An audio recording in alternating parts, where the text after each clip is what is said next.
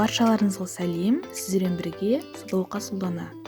Бүгін мен сіздерге осындай әдемі, керемет, жаздық, ең оңай тігілетін блузканың түрімен таныстырамын. Егер де сіздер дәл осындай блузканы тігіп алғыларыңыз келсе, видеоны соңына дейін қараңыздар. Мен матам таза поплин матасы. Ұзындығы 120 см, ені 110 см. Матаны 4-ке бүктедім, сондықтан да 60-та 55 болып матамыз кішірейген. Енді поплин матасы сәл сусылдық болып келгеннен кейін, оның жылжып кетпеу үшін осындай арнайы булавкалармен түйреп қойдым. Ендігі кезекте осы блузканы сызу үшін арнайы дене өлшемдерін аламыз. Бізге бұл кофтаны тігу үшін 4 дене өлшемі қажет. Біріншісі иық ені,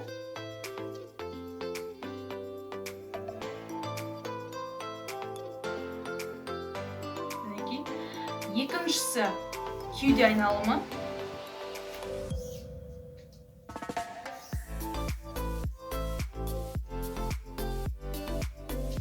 үшіншісі кеуде биіктігі,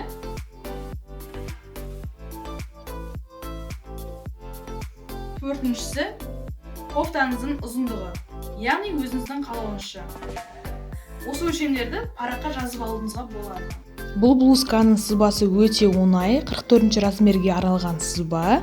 Бірінші біз мойын ойнысынан бастаймыз. Мойын ойнысын сызу үшін жоғарыдан төменге қарай, дәл видеодағыдай 10 см-ді белгілеп аламыз, точкелеп. Яғни жоғарыдан төменге қарай 10 см жүргіземіз де, осылайдан 10 см-ді белгілеп аламыз. Және де мойын енін сызамыз.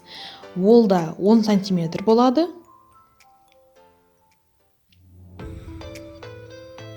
Мінекей біз сызып қойдық. Енді иық сызығын сызуымыз керек. Ол үшін видео бойынша қарап отырсаңыз, жоғарыдан төменге қарай 2 см жүргізіп,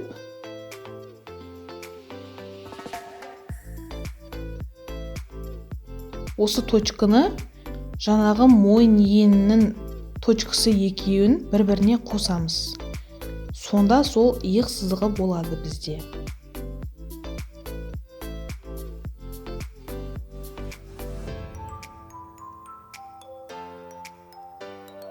Иық сызығын сызып қойғаннан кейін біз қолтық ойнысын сызамыз.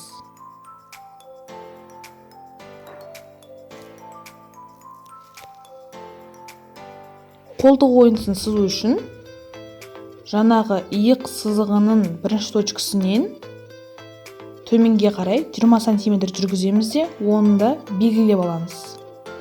Мінекей мен белгілеп қойдым. Енді алдыңғы алған кеуденің биіктігін белгілеп, дәл видеодағыдай точкелеп аламыз. Немесе осылай мен сияқты сызып алсаңыздар да болады, бірақ мен ойымша точкелеп қойған дұрыс.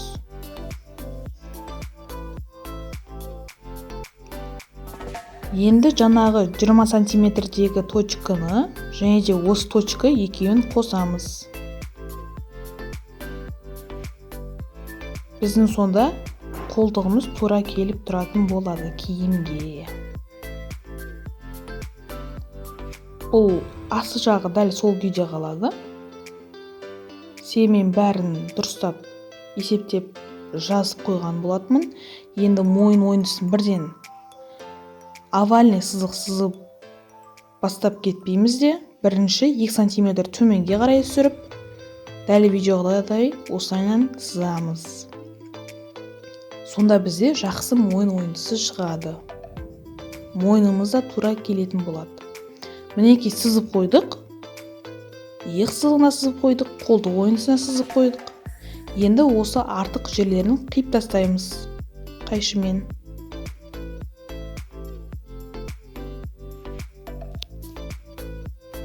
Мінекей біз артық жерлерін қиып тастадық. Әдем болып тұр. Енді блузкамыз одан сайын әдемі көріну үшін мойын жағынан төменге қарай 7 см түсіріп, осылайынан 3 бұрыш сызамыз да оны қиып тастаймыз. Сонда біздің блузкамыздың мойны одан сайын әдемірек көрінетін болады. Мінекей біз екіге аштық, әдемі болып тұр. Енді біз осы блузкамызды өңдейміз. Мұнда қарап отырсаңыздар, мен барлық жерін зигзагтың ең кішкентай бірлігіне қойып, осылайынан зигзагтап шықтым. Яғни матамыз кейінірек сөгіліп кетпеу үшін. Егер де сіздерде оверлок болса, бірденен оверлокпен өңдесеңіздер болады. Ендігі кезек жеңнен бастаймыз. Осылайынан дәл видеодағыдай кішкентай қылып, үшке бүктеп, түзу тігіспен жақсылап тігіп шығамыз. Екі жағында. Мен бұл кезекте бірден түзу тігіспен тікпей, арнайы осындай табанның көмегімен, яғни бұл табан 2 мм ғып тігетін табан, сол табанды пайдалану арқылы мен тігіп шығамын. Блузканың тігілетін жерінің барлығын тігіп шығамыз. Яғни зигзагтайтын жерді зигзагтап, түзу тігіс тігетін жерін түзу тігіспен, ең бастысы асықпай, әдемелеп тігеміз. Мінекей мен тігіп қойдым. Енді барлық жер болмаса да ең басты жерлерін тіктім. Енді әдемі көріну үшін екі жанына осындай резинканы тігіп шығамын. Жалпы мына суретте көріп отырғандарыңыздай, мойында ленточка бар. Сол ленточканы мен осылайынан сызып шықтым матаға арнайы, және де осыны сызып шыққаннан кейін машинада тігіп, әдемілеп, одан кейін үтікте пармен үтіктеп шықтым. Содан кейін барып, тігіп машинасына барып, жаңағы блузканың мойнына қондырамыз.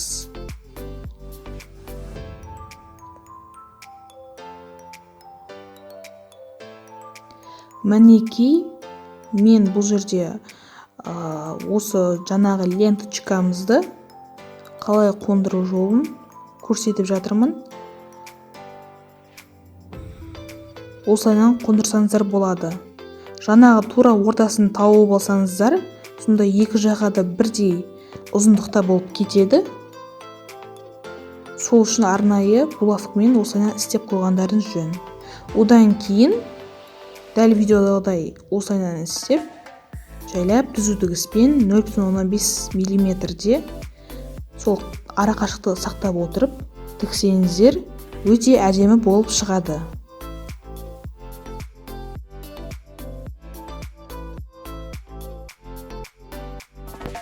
Мен ойынға лентаны тігіп қойдым. Осындай әдемі болып шықты.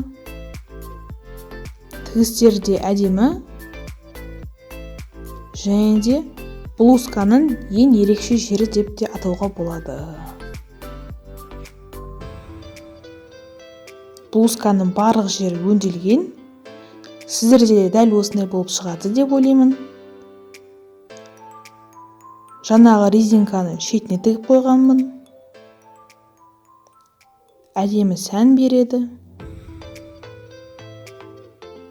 Және ішінен осылай көрінеді.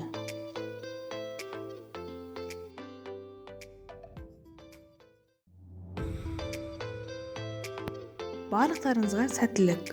Дәл осындай блузка сіздерде де шығады деген ойдамын.